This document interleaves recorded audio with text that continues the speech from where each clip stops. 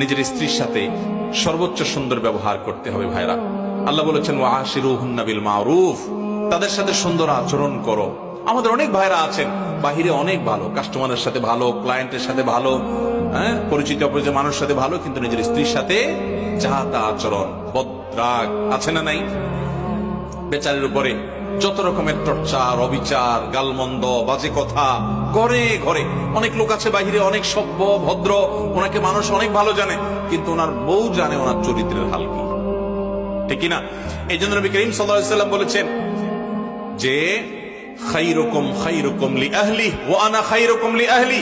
তিনি বলেছেন তোমাদের মধ্যে সবচেয়ে ভালো মানুষ কে? এই মাহফিলের মধ্যে সবচেয়ে ভালো মানুষ কে? যে তার পরিবারের কাছে, কোন কোন হাদিস তিনি স্ত্রীকে নির্দিষ্ট করে বলে দিয়েছেন যে তার স্ত্রীর কাছে ভালো। অর্থাৎ স্ত্রী যদি বলে দিল থেকে যে আমার সাহেব, আমার স্বামী ওনার মতো মানুষ হয় না, উনি আসলে একজন অমায়িক ভালো মানুষ, এই সার্টিফিকেট যদি বউয়ের কাছ থেকে নিতে পারেন তো আল্লাহর কাছেও আপনি ভালো নিতে পারবেন। সবাই যায় বাসায় বউকে জিজ্ঞাসা করবেন যে হাদিসের ভাষ্য মতে তোমার সার্টিফিকেট ছাড়া আমি ভালো হওয়ার সুযোগ নাই, আসলে আমি মানুষটা কেমন বলো। যদি বউ হেসে দেয় পিক করে, তাহলে বুঝবেন যে কাহিনী ভিন্ন। বুঝতে পেরেছেন? যদি হেসে দেয় তাহলে বুঝতে হবে আলামত ভালো না।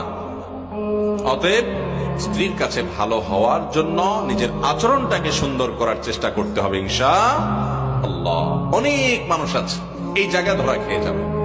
নবী করিম সাল্লাল্লাহু আলাইহি ওয়াসাল্লাম বলেছেন কিন্তু ওয়া আনা খায়রুকুম লিআহলি, তোমাদের মধ্যে স্ত্রীর কাছে সবচেয়ে ভালো অমায়িক মানুষ তোমরা যে যতজন আছো, নবীজি বলেছেন আমি তোমাদের মধ্যে স্ত্রীর কাছে, পরিবারের কাছে সবচেয়ে ভালো।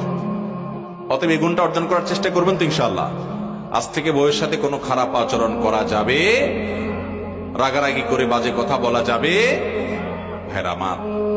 এই জিনিসটা আমরা অনেকে আমাদের অধিকার মনে করি যে আমার বিবাহিত স্ত্রী, অতএব তার সাথে রাগ না করলে আর কার সাথে করবো। দুনিয়ার সবচেয়ে বেশি দুরাচরণ তার সাথে করা হয়, অথচ বেশি আচরণ মা বাবার পর সবচেয়ে ভালো আচরণ পাওয়ার হকদার হলো আপনার স্ত্রী, ঠিক না ঠিক? অতএব আমরা আমাদের স্ত্রী তাদের সাথে সদাচরণ করবো। আমাদের বোনরা যারা শুনছেন আপনাদেরও বলছি, আপনারা আপনাদের স্বামীর সাথে সদাচরণ করবেন। এই হাদিস শুনে শুধুমাত্র পুরুষদেরকে ধরবেন না যে হুজুর বলছে আমার সাথে সদাচরণ করতে, আর আপনি নিজে উল্টাপাল্টা করবেন, তা হবে না। স্বামী হয়ে যদি উনি সদাচরণ করতে হয় তাহলে আপনার কর্তব্য আরো কত বেশি। আল্লাহ তাআলা আমাদের সবাইকে এই উন্নত আখলাক এবং চরিত্র এটা অর্জন করার তৌফিক দান করুন। চেষ্টা করবো তো ইনশাআল্লাহ।